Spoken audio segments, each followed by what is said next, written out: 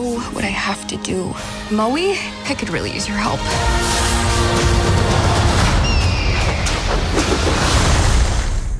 Can I get a Chihu? Congratulations, Dwayne. I want to talk about, can I get a Chihu? Let's talk about your look.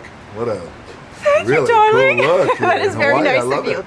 Likewise. Thank you. Want to talk about Chihu. Give me a little bit of a breakdown of the process of filming that. Because you hit high notes with the last one with You're Welcome, and with this one I feel like you're giving us a whole new range. Were you Polynesian dancing? Give us a little behind the scenes of that process. Dude, this was hard. I'll just tell you that. This song, Barlow and Bear, Abigail Barlow, Emily Bear, these women came in and they wrote this anthem, but they also wrote it in mind like, okay, well, maybe You're Welcome, the song that I sang in the first Moana, hard to top.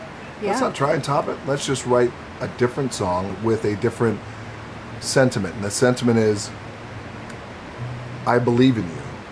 And I believe you can be more, and I believe you can be better. You may be down and maybe a little wobbly right now, but you can do it. So you felt that as you were rapping? Yes, You by felt the way. that energy? I Yeah. felt right away the moment I first read the lyrics, and then I heard it, Yeah. the musicality of it. It was pretty tough. What do the words Chihu mean to you? It's So- culturally significant. Correct. Yeah. So if you think about it, like 10 years ago, nobody, unless you're from the islands, knew what Chihu meant.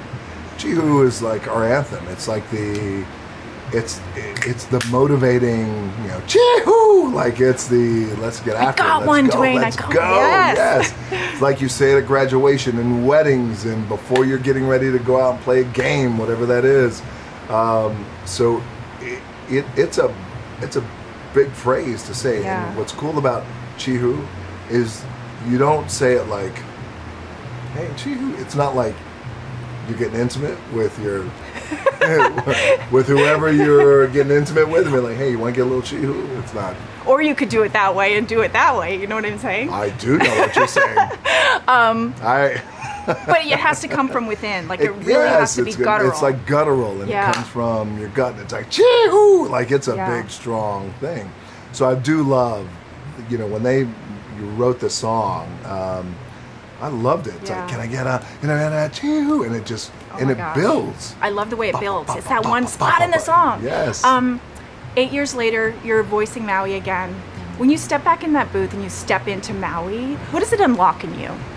Oh, that's good. So what I access is culture, ancestors, my grandfather. So the character of Maui, largely inspired by my grandfather, Peter Maivia, High Chief Yeah. Peter Maivia. So it's wearing his skin, it's embodying him, and so that's why it's always deeply. Yeah.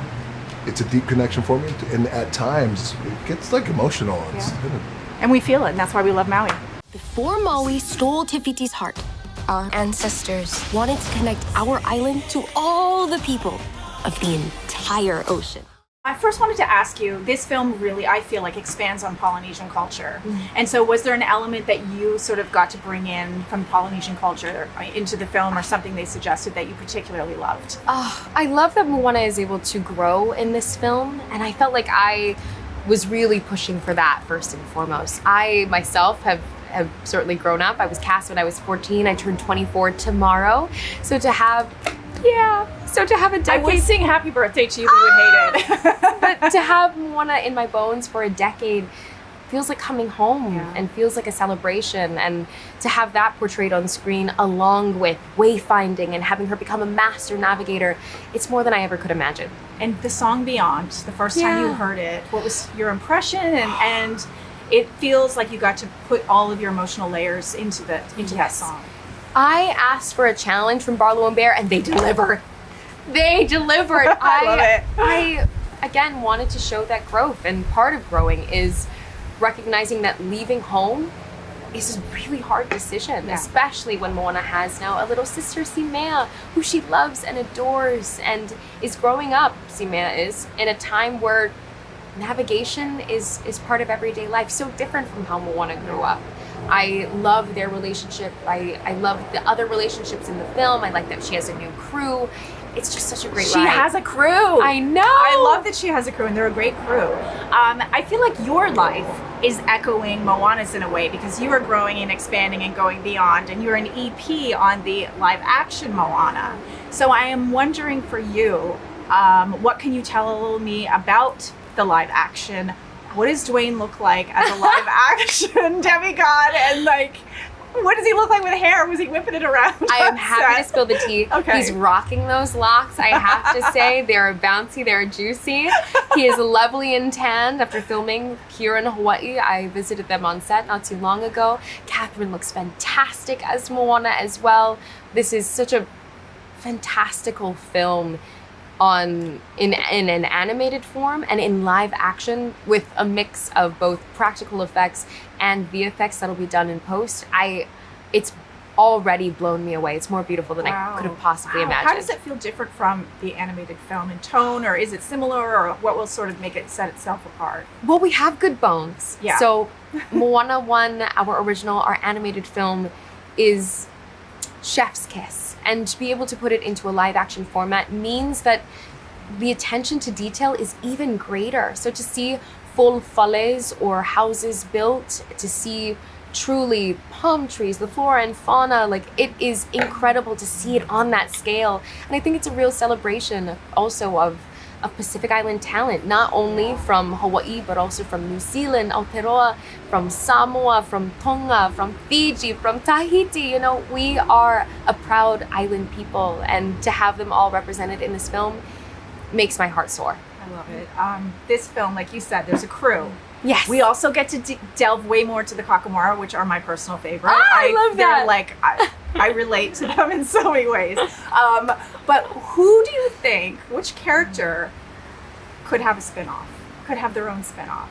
Oh, I think Kele could have a spin-off. So we have Moni, Loto, and Kele, each of them embodying different indigenous expertise. So Loto is a master canoe maker, Moni is a storyteller, and Kele is a farmer. But we've put the farmer on the sea. He isn't super happy to be there, and he voices that constantly, which makes him, I think, one of the funniest guys that's been in the movie. And I love it. I love him for it, but he's a super grump. Again, like if it were up to you and you could produce a Moana team up with another Disney princess, who would you love her to team up with? Ooh, that's a great question. I think Moana and Ariel would fully dominate the ocean. You know what I mean? But also, Moana and Merda, I think, would be best friends. They would venture so far across the globe. They're unspeakable adventures with those two. I think Moana would get along with anyone, though. You will be destroyed, and your wayfinder too. Now I kind of miss the lava monster. Ow! Ow! This film, I really felt like set up Polynesian culture and dove further, pun intended, dove further into Polynesian culture than the first one. So I want from each of you something specific from the film that people can look for that was your little touch. The first film's incredible, and we wanted to build off of that. Yeah. And I love how we had more time to be with Moana and her community. And there's a ceremony where Moana is going to receive a title that kind of starts the whole story. And that is specifically a Sawha'i ceremony. And we took so much time and effort and care to make sure we got it right. And I'm very proud of that one. I would say there is a canoe launching ceremony. Also, the whole community, the whole island comes together to send Moana off on her new adventure. And that was something that really came from our friends at the Polynesian Voyaging Society. We actually, in our studio, they came in and we did some chanting that had a lot to do with how you would launch a canoe, and it was really inspiring to see and feel what that felt like to come together as a studio and as a community, and we really wanted to put that into the movie, and it's become one of the most emotional moments, I would say, in the film. Yeah, it is, for sure. We do tons of research on every aspect of this, and even down to like what Moana's wearing. She has this incredible, at the top of her of her top right here, it's all these tiny little red feathers, and that's a very specific thing. It was really highly valued at the time, and is still now because it's so beautiful. And so that kind of detail on her dress, if you look at all of her dress, everything is actually stitched in the way that it would have been. And then just to add one more thing onto the canoe that was designed by our production is all lashed together. There's no nails. It all is completely made and lashed together. And when we had a chance to go on the Hokulea ourselves, they showed us the same exact way. The construction of those canoes, all the way down to every detail on Moana's dress, is all done from research, from talking to our incredible consultants. And I think that all adds up as you see the film. Did you feel like a voyager? Yeah, I did, except for if I were to be, yeah, he would be lost, honestly. Okay, so Nalo, is it Nalo? Not Nalo. Why was he, I feel like we're introducing like the pantheon of the gods in this one. Why was Nalo the choice? I mean, I know that if there's bad weather in Hawaii, I blame my whole world, like he's an evil god that's raining down on us, right? Yeah. So how did it come about that this would be the big bad in the movie? Well, we really wanted to make a story about connection. What it means to be connected to something bigger than yourself. And in the Pacific, the ocean, we talk about it connecting us, not dividing us. And so for Moana to go on this new journey where she's seeking other people, seeking to connect her people to the whole ocean, we started thinking about what disconnection would feel like. And so the gods of the Pacific Island stories all are related to nature. And so we started thinking about a storm and how a storm might keep people apart. And so it really just all started to grow and spiral from there, and we really love Nalo. I think people are going to be, there's some surprises in there, yes, about Nalo that we're very excited about. What our artists were able to create, it went beyond even our imaginations. Disney animation, I don't know if we've ever made anything like that gargantuan and complex. Yeah. So proud of that work. Do you feel like we're setting up for like Moana 3, like the gods sort of to have their own universe? Like I'm thinking Marvel, like, you know what I mean? To have their own, like, okay, let's get like the team, because now you have a team fighting against, is this a potential? You know, I think right now we're all very excited to see Moana, for everyone to see Moana 2. I mean, it really was such a labor of love that we spent a lot of time on in the last year or so, and so I mean, all of those elements have always been part of Moana's world. Yes. We're just now showing them. So Yes. Obviously we're so happy about expanding the world. And I think, there could be more stories out there, but for right now, we just finished. But trust me, I get that. Like, can I just have a rest, please? Can I get on a hammock, please, and have a rest? Okay, I'll move on. I'll move on from that one. My personal favorite characters that I relate to most are the Kakamora. Really? Oh yeah, I love hearing that. No, I'm a grouch, like deep down. Really you're relate giving us to that Kakamora. vibe. Yeah. So I'm wondering, is it possible, and look, I know nothing is set in stone, but is it possible that the Kakamora could have their own spin-off? I love how we expanded the Kakamora. Yes. We get to spend more time with them. We get to see other things on that barge of theirs. Yeah. And then we get to find out a deep emotional layer to them. Yeah. And Kotu's going to be along for the journey as well as an unintended crew member, but crucial. Yeah. Yes. I think it would be cool. I think they need their own universe. I'll say coconuts have layers. So many layers. I love the Kakamora so much. I was really wanting to put them into this film because I enjoyed them. But we also, like Dave was saying, we wanted to make sure that everything that we brought back from the first film we're going to show in a different light. So you're not going to get the same story over and over again. Yeah. We wanted to show there's more to them, and I think that really helped our story. Yeah, so this was originally a series that was changed into a film. I don't know if any of you were on board with the series. You were all on board all with of the us, series. yeah. Okay, so how much was shot, and like sort of how did you transition it into a film, and was there anything left out just because you had to turn it into a film that you want to maybe have in your pocket for the future? The same story of connection and personal evolution and growth was always the goal. And every time we would screen it amongst ourselves, amongst our peers on the screen, it just became clear to all of us that this needed to be on the biggest screen possible. And as you see, it needs it. And so we always like to say the story will tell us what it wants. and everyone, ultimately agreed. When we did pivot, there were things that we couldn't keep, but the thing that we loved is we added so many new characters. When we were a series, we got to know them very well. We got to figure out how Loto is the funniest, how Moni really works the best, and where to put Kele. And so as soon as we made that shift, everything went through the lens of Moana, and it really actually helped us in a surprising way. Wow. Because you got to flesh it all out like a series, but Yeah. thank you for putting it on the big screen in a film, by the way. How do you give Dwayne Johnson notes? He's a great collaborator. Yeah. He is. Really. Yeah. And he was a lot of fun in the booth. I think we asked a lot of him in this film, and he was totally game. I think one of the things I'm most proud of in this film is that we took the relationship, the friendship between Maui and Moana to new levels, like literally. And talking to him about that and really talking about what it means to be, this big, strong demigod who has never wanted to rely on anyone before, never wanted to be vulnerable before, but now is friends with a human who is so human. Yeah. And so he was so excited about that, and I think we really had a great time finding those new layers. And he loves Maui, so he's down for anything. He is Maui, I'm sorry, but he is Maui. I mean, there's no acting required. Okay, each one of you, if you could have Moana do a princess team up with another Disney princess, who would you choose? For me, I think she paired really well with Raya. I think the two of them are strong, they do things for a community, and they're fearless.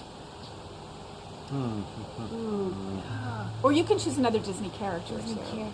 I'm opening it up. Oh, you know what? I'm gonna go with the Little Mermaid. I feel like Moana could really help her.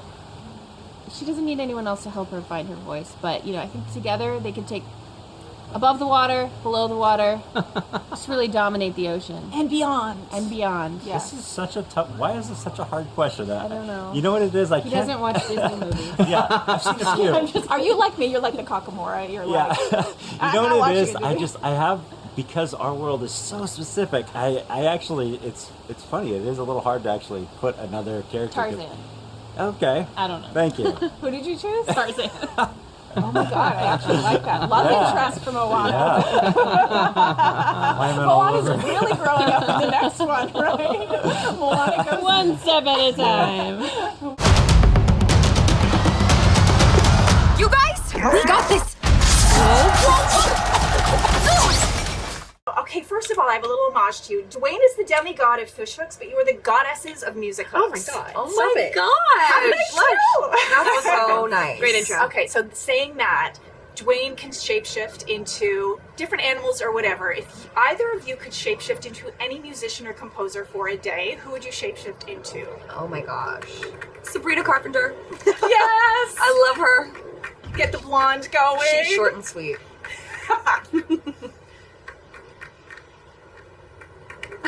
Emily's keeping us in Leonard suspense. Bernstein. I knew you were going to go that direction. I'm like, she's not picking a contemporary artist. She's going like full-on composer and that kind of thing. Oh my god, I love it. I just want to see what it's like up there, Yeah. I just want to see what that brain is like. Probably very similar to yours. I have a feeling. Right? Yeah. Okay, so which character in this film is most like your own personality? I'm totally a Kakamora. Go to. I'm dead. Hey. You're like, I would say Kele. Grumpy? A grouch? No. Look at her. No, okay, Pua. Okay. Oh, Yeah, Pua's he's the cute. cutest. Why Pua? I don't know. I think I resonate with dogs and he reminds me of a little doggy. He is a little dog in this movie. And he just wants to do good in the world. He does. I think I'm probably most like Moni. He's the storyteller. Yeah, I see it. Yeah. Yeah. Okay, maybe then I'm like Loto. Yeah. Always designing, aligning, combining ideas. Okay. Okay. There it is. So, obviously, we love Dwayne's new anthem. It's incredible. Really? Yes, absolutely love it. When, first of all, were you on set with him when he was singing? Oh yeah. How do you give, I'm going to use a pun, how do you give Dwayne Johnson notes on his performance? You know, that's a great question because before we got in the studio, we're like, how are we going to do this? Dwayne Johnson notes?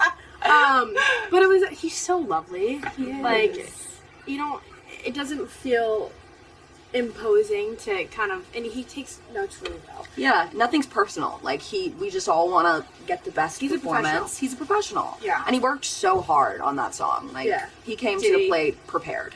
I think the thing that I just kept saying, because what I find works the best when you're in a studio with an actor is like finding that personal connection so you can tap into your own emotions so it feels really authentic. And his daughters were at the first session, and I feel like the Maui-Moana relationship is very similar to like a father-daughter sort of thing, or a big brother. And I was just like, imagine if Moana was your daughter, you know, and you saw her hurting like this. Like, how would you want to deliver the line? Like, how would you want to sing this? And I feel like that personal connection always ends up working. And then was he like, thank you, Emily? I mean, no, it's just like, let's do it. Let's do it. That's so cute. Yeah, no, he's a total love. You can't not love him. So I heard you say that you feel like music is everything in films. Like it. Well, really... I might be a little biased on that, but yes. But have you ever seen a movie without music? You know what's so funny is if you ever see, like, because I see early cuts of things sometimes when they don't have the music, and you're like, this movie's really flat, and then you see the music. It makes me never want to be an actor because I'm like, watching a movie without music is torture. So that said, I wanted to ask you: is there a film in history that you think the music really made the film, or is there a certain song that you loved? I mean, anything that John Williams has done. I feel like even when the score is not the best, it adds something, and without it, it would really suffer. Have you met him? John Williams? Yeah. When I was 6. Classic. No, it wasn't even like we're meeting. My piano teacher was the pianist at the Chicago Symphony Orchestra, which is his favorite orchestra, and so he comes and conducts there a lot. And she stuck me backstage. Love that. I have a picture. And you were a prodigy, so did you play for him? I did not get to play for him. It was like a, hi, John Williams! So cute. I love the Star Wars films. You know, I think... John Williams, yeah. So? I love that. I love that. If you guys could write a song for any other Disney character, who would you like to write a song for? Ariel. I mean... Yeah, you are the living embodiment of Ariel right now. Life imitates art, you know? Honestly, same. Or, oh my god. Tangled. What's her name? Rapunzel. Whoa. Listen, Rapunzel. It's been a long week. Rapunzel. I try to be like Rapunzel every single day of my life. She is my full-on inspiration. Love. Okay, I feel like Hey Hey needs a song. You know what? We thought the same thing. Hey Hey does actually have a small part in Want Me Better Than This. He does some squawking in that one. Which, by the way, I'm obsessed with Alan, who plays Hey Hey, and we haven't met him, but I really want to. I think you could probably like make a call to Disney and make that happen. So if we were going to mini write a little hook for Hey Hey right now, what would Hey Hey's song be like? I feel like it would be I Will Survive, but the chicken version. Like, bark, bark, bark, bark, bark, bark, bark. Oh my god, that's the cutest thing ever. You guys are so cute. So this is about Moana going beyond and being bolder than she's ever been before. Is there a particular part of a song that you created from this masterpiece that you created that you felt was sort of the biggest and boldest that you've ever gone as a creator? It's a tie for me between the two, female songs in the film, Get Lost and Beyond. Get Lost was just a chance for me as a singer to play. I feel like, we were told Afimai Fraser, who plays Matangi, is a singer. So write a song for a singer.